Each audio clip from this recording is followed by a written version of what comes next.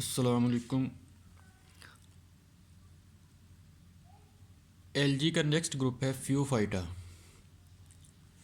फ्यूफाइटा को आम तौर पर ब्राउन एलजी भी कहा जाता है या कॉमन नेम इसका ब्राउन एलजी भी है।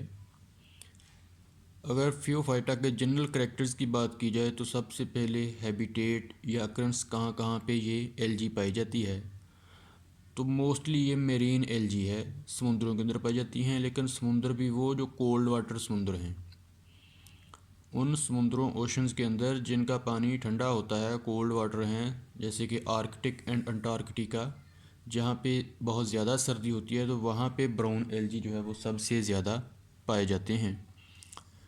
Grow best 10 to 20 meters below the water surface. इनकी ग्रो जो है वो 10 से 20 मीटर बिलो वाटर सरफेस जो है वो सबसे बेहतरीन होती है। अगरचे कुछ स्पीशीज़ जो हैं वो मे बी एपीफाइट्स एंड एंडोफाइट्स, कुछ स्पीशीज़ जो हैं वो एपीफाइट्स या एंडोफाइट्स भी हो सकती हैं। एपीफाइट्स वो होती हैं जो दूसरे दरख्तों के ऊपर ग्रो करती हैं, एंडोफाइट्स जो किसी दूसरे दरख्तों के अंदर ग्रो कर रही होती है। दूसरे प्लांट्स के अंदर ग्रो करे तो एंडोफाइट, ऊपर ग्रो करे तो एपीफाइट कहलाती है।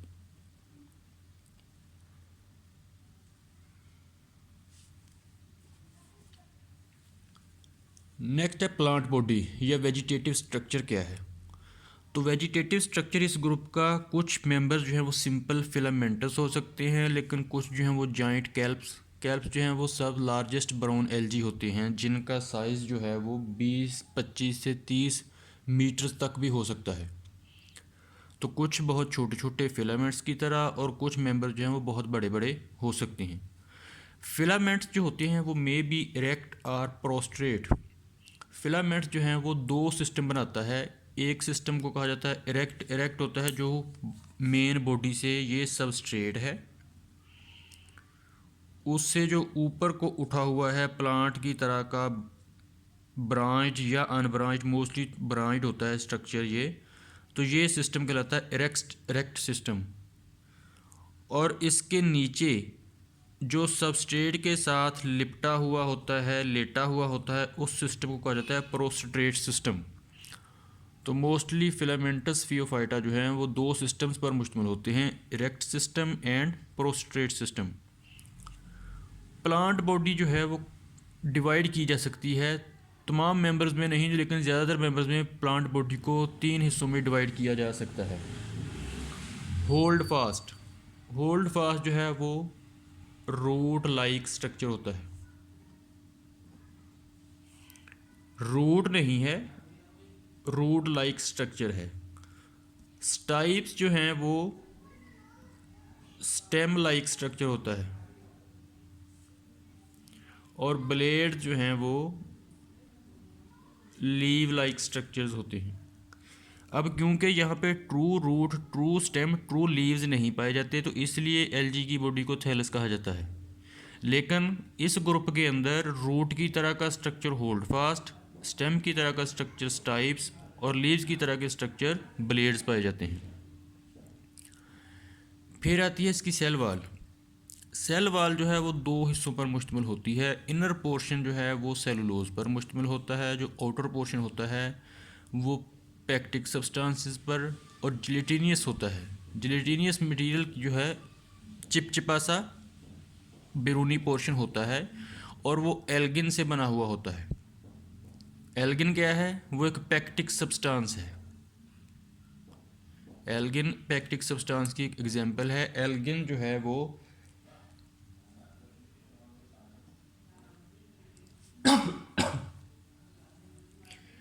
एल्गिन जो है वो calcium salts of alginic and fucinic acid से मिलकर बनता है। एल्गिन जो है वो calcium salts of fucinic acid से मिलकर बना हुआ होता है। सेल स्ट्रक्चर की बात की जाए तो यूनिन्यूक्लिएट है, यदि एक न्यूक्लियस होता है, लार्ज वैक्यूल मौजूद है, सेंट्रोसोम मौजूद होते हैं। सेंट्रोसोम मौजूद होते हैं तो इसलिए माइटोसिस के दौरान स्पिंडल फाइबर्स बनते हैं।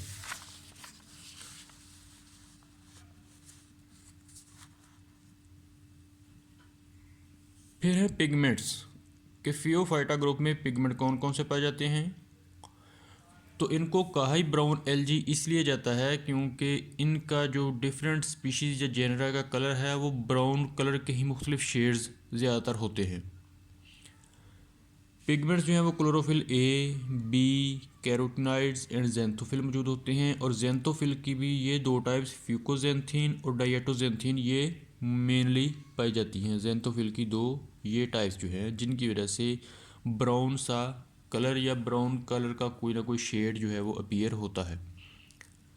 रिज़र्व फूड जो है वो sugars, alcohols, fats and complex polysaccharide, इनमें से एक या दो चीज़ें या सारी चीज़ें ही किसी एक मेंबर के अंदर हो सकती हैं।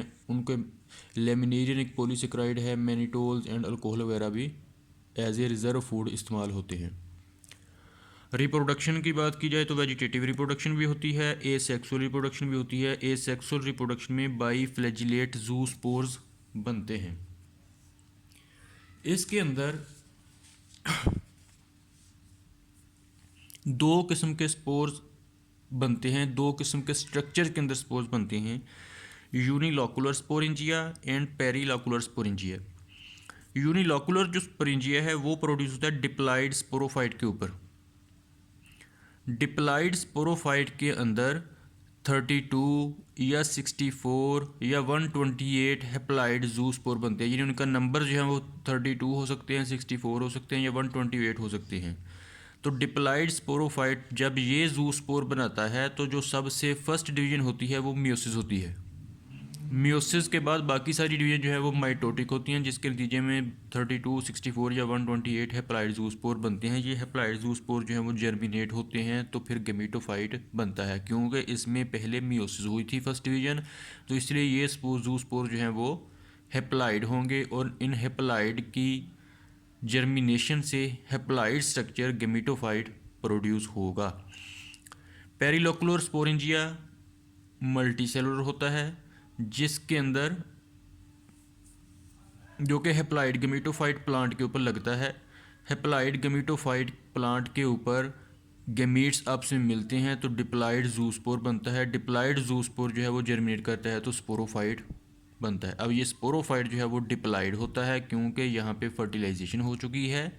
गेमेटोफाइट जो है वो हेप्लॉइड होता है क्योंकि यहाँ पे मियोसिस हुई थी। तो ये था दो किस्म के जहाँ पे स्पोर्स प्रोड्यूस हो रहे।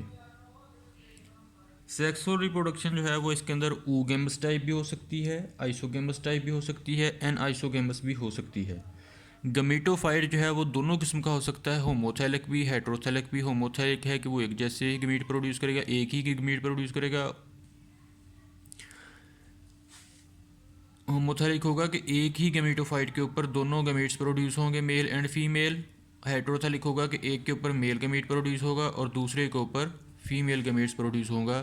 तो मुख्तलिफ स्पीशीज़ जो हैं वो होमोथैलिक हो सकती हैं, कुछ स्पीशीज़ जो हैं वो हेट्रोथैलिक हो सकती हैं। और जो बेहतरीन इसके अंदर एडवांस सेक्सुअल रिप्रोडक्शन है वो oogamous टाइप होती है। oogonia प्रोड्यूस होते हैं और एंथ्रीडियम पैदा होते हैं। एंथ्रीडियम के अंदर एंथ्रीडोजाइड और oogoनियम के अंदर एग प्रोड्यूस होता है, उनकी फर्टिलाइजेशन होती है, फिर नेक्स्ट जनरेशन चलती है। इस ग्रुप के अंदर अल्टरनेशन ऑफ जनरेशन भी होती है। जिस तरह अभी बताया कि यहाँ पे गेमेटोफाइट प्रोड्यूस हो रहा है मियोसिस के नतीजे में, जो कि हेप्लॉइड है, और फिर हेप्लॉइड गेमेटोफाइट के गेमीट्स जो हैं वो आपस में मिलकर डिप्लॉइड जूस्पोर बनाते हैं। डिप्लॉइड जूस्पोर डिप्लॉइड स्पोरोफाइट बनाता है। तो एक जनरेशन डिप्लॉइड होती है, एक जनरेशन गेमेटोफाइट हेप्लॉइड होती है। तो दोनों जनरेशन्स एक दूसरे को अल्टरनेट करती हैं और इसी अमल को अल्टरनेशन ऑफ जनरेशन्स कहा जाता है। तो फियोफाइटा के अंदर अल्टरनेशन ऑफ जनरेशन भी होती है। ये थे जनरल कैरेक्टर्स इस ग्रुप के।